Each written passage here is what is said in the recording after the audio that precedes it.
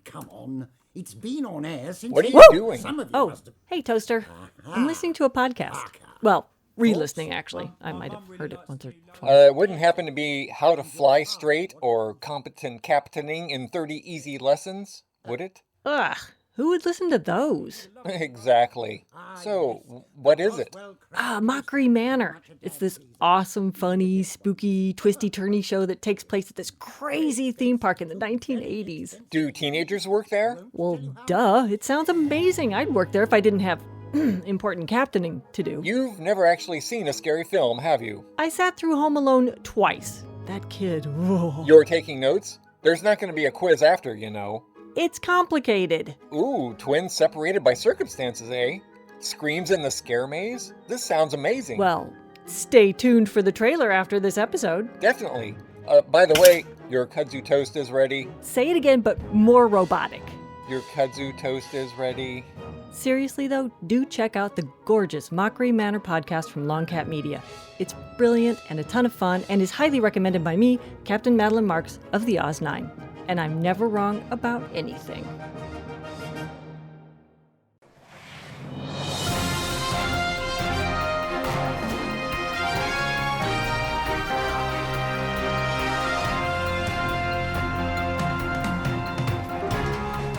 Good evening. Welcome to this edition of Hard Hitting News, where we give you the headlines others rip from.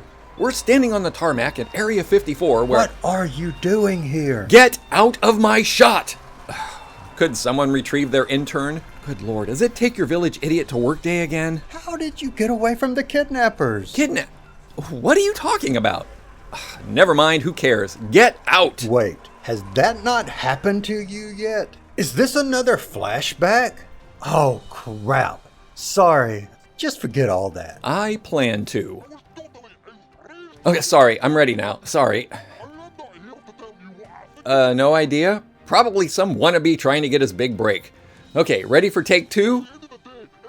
This is live? Crap! In just a few months, these spaceships you see behind me will be lifting off, headed for destinations unknown. But are they ready? Today we look into Gated Galaxy's biggest, most audacious project yet. This is Owning the Universe, and I'm your host. Stay tuned. How was that? Good? Oh, we're still live? Oh, sorry. Crap.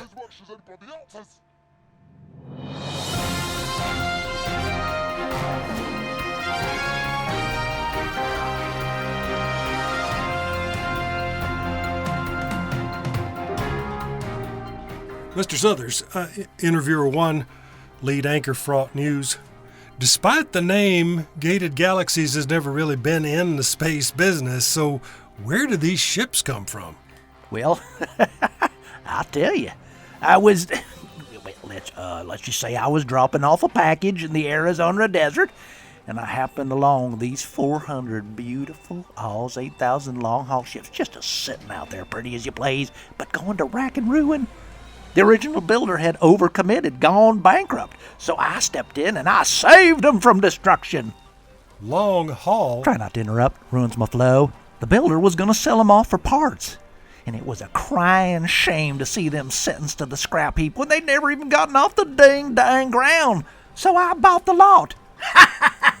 That's the power of Southers. Now, you call them long haul, but according to my notes... Beautiful, ain't they? So aerodynamic. Those?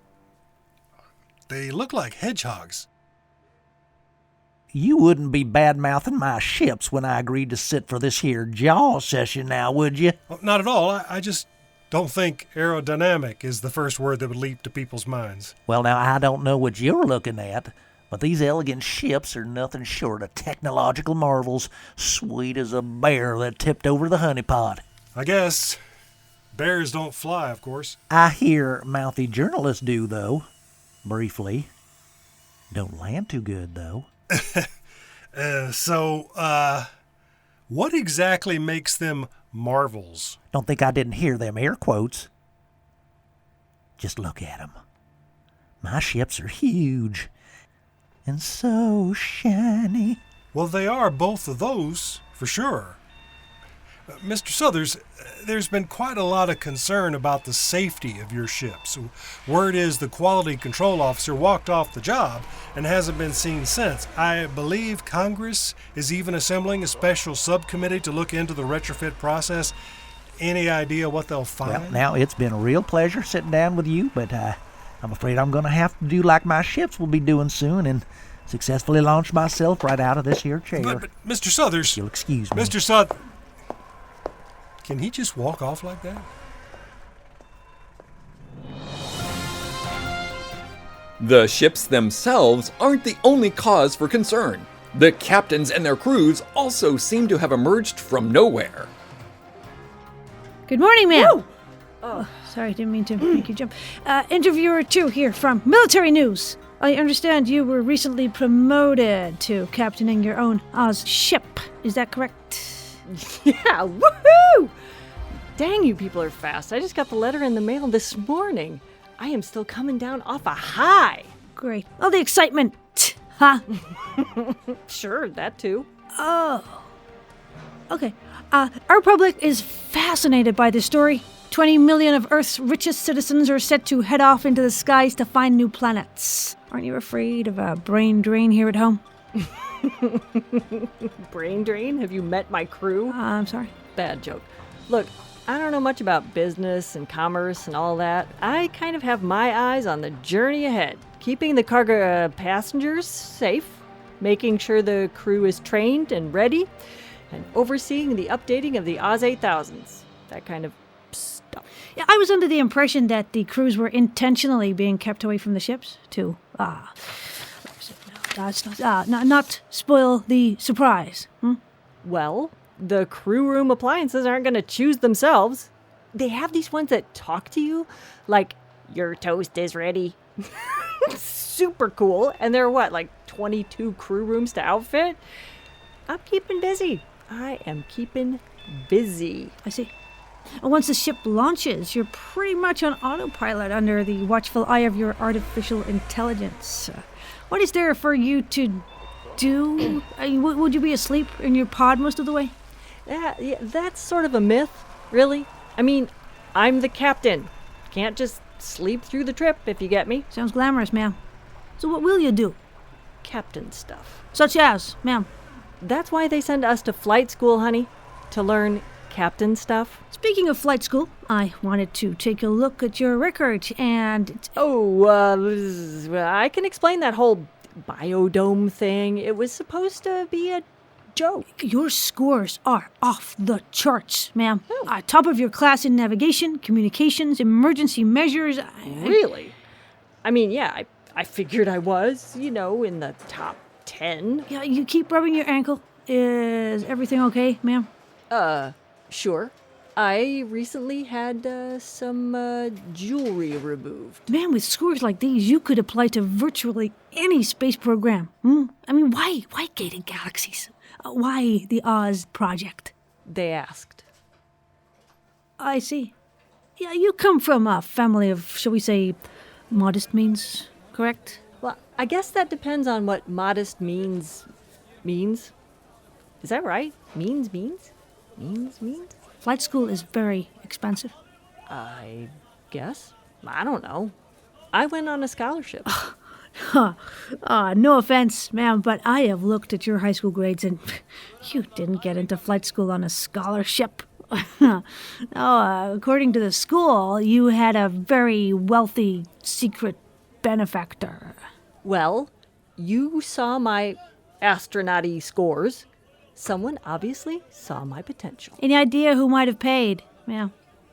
Pretty sure that's whom might have paid their Captain Microphone. It's not, ma'am. Jesus. I've been sort of fated for space from birth. Every year on my birthday, I'd get a spaceship toy or a helmet or a jug of orange tang from some mystery person. Never figured out who sent it. Captain Madeline, tell me your hopes and fears. The day the AI awakens you and you found your new home. The day you realize you're not coming back. What happens on that day, ma'am? How do you feel? Well, that's the question, isn't it? People keep asking me what it's like to know I'm going away forever. To know I'll wake up after everyone I knew is long dead. Everyone? Surely 25 years from now, not everyone you know will be dead, right? Truth is, there's not much here for me now, much less a half-century from now. Half? Astronauting is a lonely business. It's just me and the stars out there, floating endlessly in the inky, black void. Hang on. Endlessly? If I'm lucky, we'll never land. Wow. Are you sure you should be in charge, ma'am? Because, Oh, don't worry. I've got this. You watch. The 9 will be the one that makes it. Wait. Sorry, ma'am. Isn't the goal that they all make it? Huh? I mean, I have to say, ma'am, this is the most alarming interview I've ever had. Space is scary. It's not for everyone. You stay here, nice and safe with your feet on the ground, and let us space cadets embrace the big empty. Right. One last question. What about your family? What are they saying to you as you head off into the unknown? Yeah. Mostly see you for Sunday lunch. We're not taking off for like ages. How heartfelt. For now, for all these brave explorers, it's still see you for Sunday lunch. But what happens when that seat at the table is empty ever after? When Sunday lunch is eaten out of a foil bag with a spork? When that next Sunday lunch with fresh peas and potatoes is potentially decades away, if it comes at all? Dang, you're a downer. Where's this music coming from? Stay tuned as we talk with some very, very brave passengers and all the families of our intrepid crews. Seriously, can I get someone with a brain next time? Oi! I nearly pulled my weapon. Can't do that again. When we spoke with passengers who have already claimed their pods aboard the Oz ships, they seemed as in the dark about some crucial questions as we are. Hang on, I don't remember this. How can this be a flashback if it never happened? I beg your pardon. What the hell is going on here? I believe you're interviewing me about my decision to fly off into space, never to return. Oh, I already know that. Your wife parachuted to her death. You're grief-stricken. A shadow of a doubt about what really happened to her hangs over you, and you have nothing here to stay for. How do you know all that? Oh man, the time streams are going to be a mess after this. Just make sure you get aboard the 9 and not the 13, okay? I gotta go. Hey, where are you going? You haven't interviewed me yet. Mine, I got this, ma'am, sir, ma'am. Sorry about that, Mr. McQuarrie, sir. Not sure what's going on with that guy. So, did you pack her chute, or should I say, her sandwiches? Seriously? I thought you were here to talk to me about flying on an Oz ship. You're right. My apologies, sir. Thank you. So, flying on an Oz ship, is this just an attempt to escape justice after killing your wife? What? Or, something more sinister. Unwilling to answer our questions, Horace McCrory fled for the exit and the security of his chauffeured limousine. Can it too? I do the transitions. Speaking of security, we recently tried to get access to the hangars where the massive Oz 8000s are being fitted for their new mission, but a platoon of heavily armed guards wouldn't allow us entry. We couldn't even get close enough to take pictures. What is G2 hiding? First mate Jessie James. I'm interviewer 4 for the Edinburgh Gaggy. My understanding is you've been training for a mission like this basically your entire life. Since I was just a wee lassie, aye. And yet, despite quite high scores from flight training, you're a first mate, not a captain. Why is that? Why is that indeed? It's an honour just to be selected. Could it have anything to do with the cloud of suspicion that seems to hang around your sister? I like to think I'm being judged on my own merits. My sister and I have little in common and even less to do with each other these days. After disappearing for several weeks, your sister Glinda has been spotted back in the country. Oh, has she now? Any idea what she's doing here? Why would I know? Did I just say we have naught to do with one another? Right, sorry. But you think she's actually a highly paid assassin? Are we here to talk about me or my sister? Oh, you, of course. So what was it like growing up with her for a sister? Is interviewer 5 any better than you? The public have a right to know if a dangerous killer walks among us. Why don't you ask her yourself? She's right over there. What?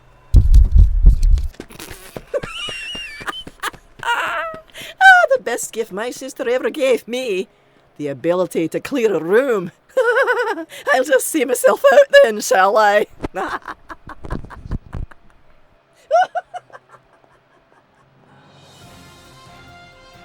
What is G2 truly up to? Are they, as CEO Southers claims, pushing humanity to the next level, even potentially preserving human life in the universe? Or is there something more nefarious going on? My turn! Finally! Interviewer 5, check, check. This is Interviewer 5, check, check, check. 1, 2, 3. Moo!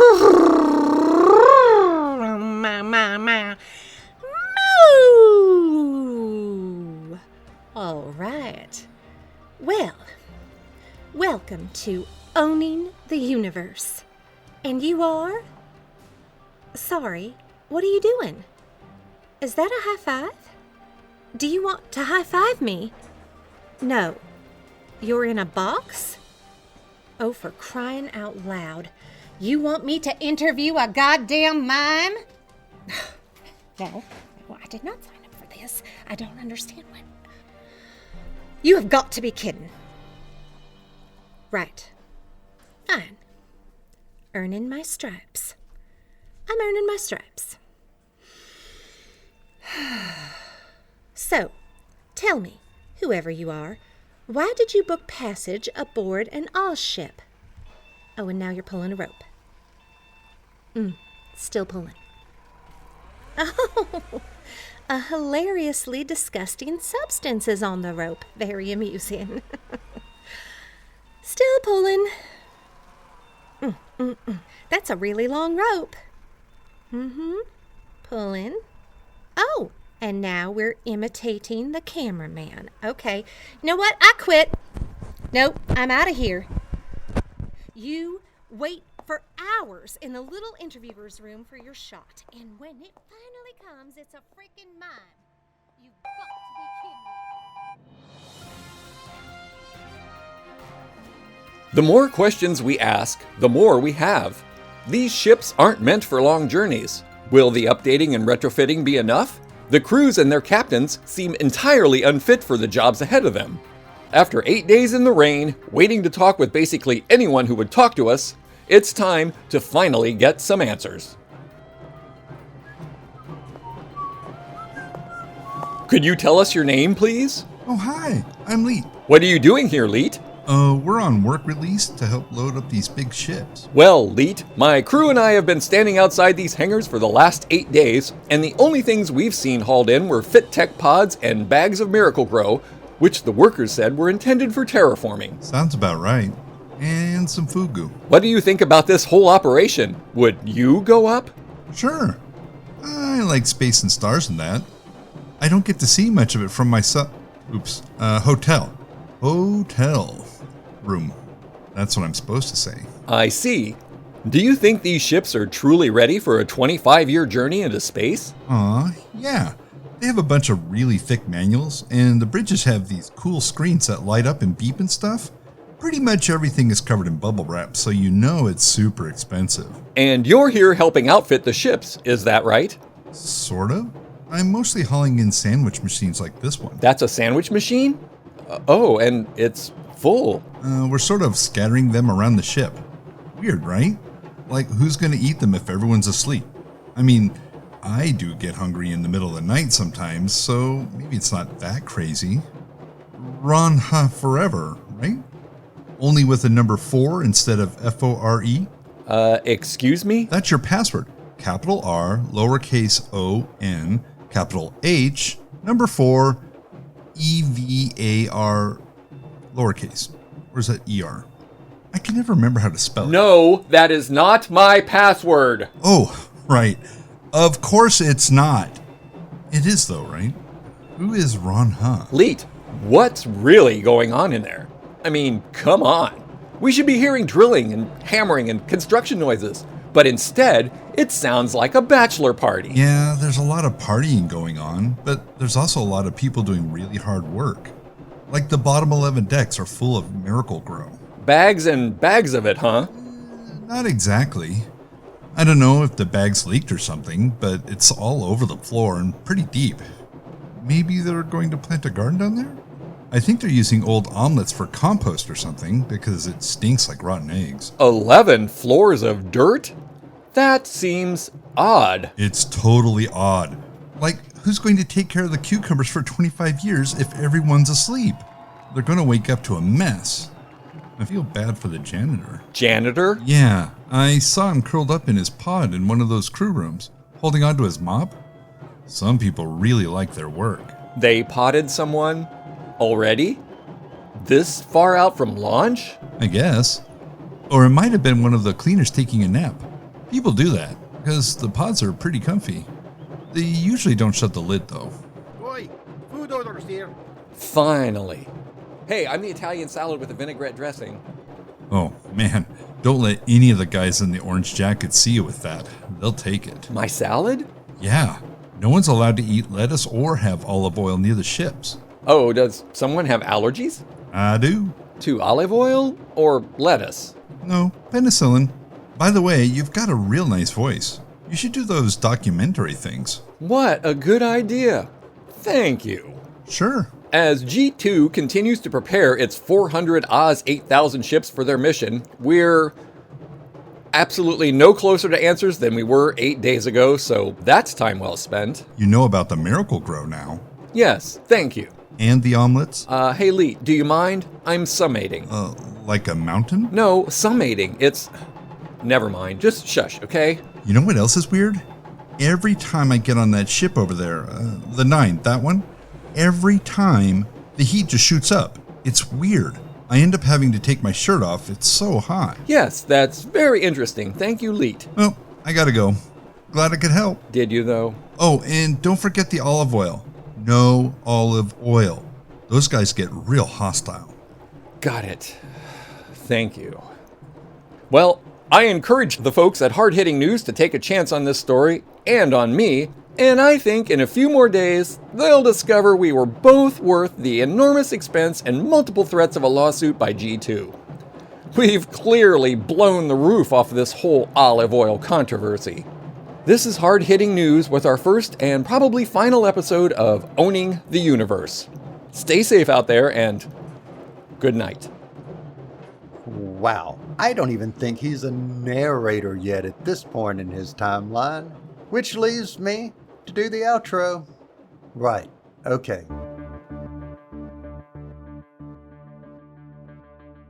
You've been listening to Lee Shackleford as Interviewer 1, Sarah Golding as Interviewer 2, Kyle Jones as Interviewer 3, Kevin Hall as Interviewer 4, June Clark Eubanks as Interviewer 5, Tim Sherburn as Colin, Richard Cowen as Leet, Bonnie Brantley as Jessie, Shannon Perry as Madeline, Eric Perry as Mr. Southers, Richard Nadolny as your narrator-ish, and me, Kyle Jones, as Narrator 2. Our music is by John Faley. Our artwork is by Lucas Elliott. Visit us at oz-9.com for more information about the show and links to our merchandise and Patreon. Thank you for joining us, Space Monkeys, and we'll be back next time.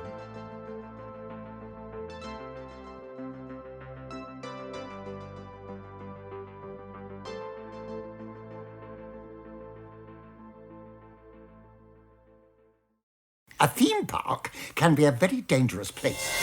Longcat Media presents If there's one thing I've learned, it's this. They're all lying, cheating bastards.